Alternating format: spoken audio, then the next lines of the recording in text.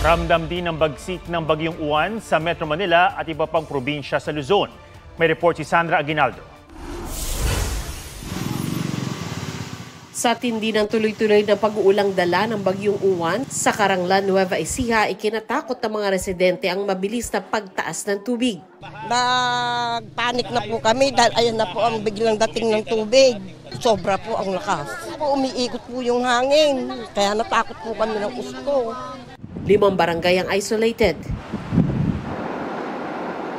Ini-inspeksyon na rin ng LGU ang nawasak na slope protection at gabion wire sa Caranglan River pati approach slab ng Baluarte Bridge. Nag-scar po yung ilalim ng ating approach slab para po kung makikita po natin, wala na pong laman yung ilalim ng ating pavement. Masyado po, delikado po sa motorista, lalo na po yung mga heavy trucks na dumadaan dito, may tendency pong bumagsak. Sa bayan ng Laur, tumaas din ang tubig sa Bato Ferry River. Pati Bangkerohan River sa boundary ng Palayan at Bungabon. Sa buong Nueva Ecija, nasa 14,000 residente ang inilikas. Mahigit kalahati ng lalawigan ang wala pa ring kuryente. Kagabi lang po yan, daan nung bagyo. Wala na kaming tubig dito. Ngayon, lumaki na naman. Matindi rin ang pagbaha sa ilang lugar sa Pampanga.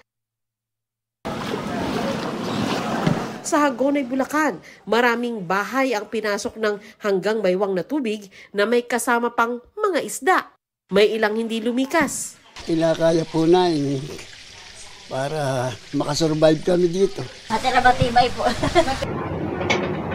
Inabot din ng abot bewang na baha ang pabahay ng National Housing Authority sa Giginto. Mahigit 700 taga-Giginto ang inilikas sa iba't ibang evacuation center. Pinasungit ng Bagyong Uwan ang Manila Bay. Ang idinulot nitong storm surge, nilamon ang mga bahay at kabuhayan ng libu-libong taga-Tanza, Cavite. Wala ring panama sa alo ng seawall ng Block 2 sa Baseco Compound sa Maynila. Ilang bahay ang tuluyan ang nasira. 10 po anak ko eh. Gusto ko rin magkaroon ng bahay pero ganito nga. Di mo rin kasi masabing kalikasan. Nakikano muna kami dyan sa bahay na yan. Tapos yung anak kong iba nandun pa sa evacuation.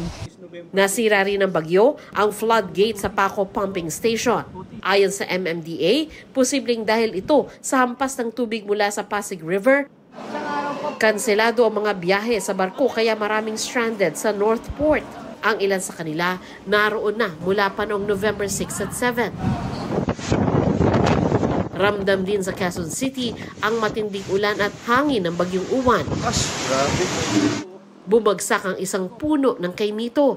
Hagip nito ang poste ng kuryente at telco kaya nag-brown out sa lugar. Natangay naman ng hangin ang bahagi ng electronic billboard sa Katipunan Avenue. Bumagsak ito sa likurang bumper ng isang sasakyan.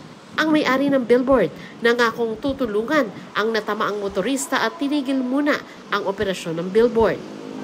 Sa parehong kalsada, may nagkalat na yero. Natamaan pa ng yero ang isang motorcycle taxi rider at kanyang pasahero. Dinala na sila sa ospital. Storm surge at high tide naman ang nagpabaha sa Navotas. Apaw ang tubig kahit gumagana naman daw ang navigational gate. Medyo ninervyos na po, tapos nasabay po na walang po na ng kuryente. Bumigay ang dike sa Barangay Bagong Bayan South hanggang dibdib ang baha sa maraming bahay. Ito yung lumang dike na mababa, pinatungan nila ng plant box. So yung plant box na yun ay bumigay. Binisita na ng LGU at DPWH ang nasirang dike na ayon kay Secretary Vince Dizon ay ipagagawa raw ng gobyerno. Sandra Aguinaldo nagbabalita para sa GMA Integrated News.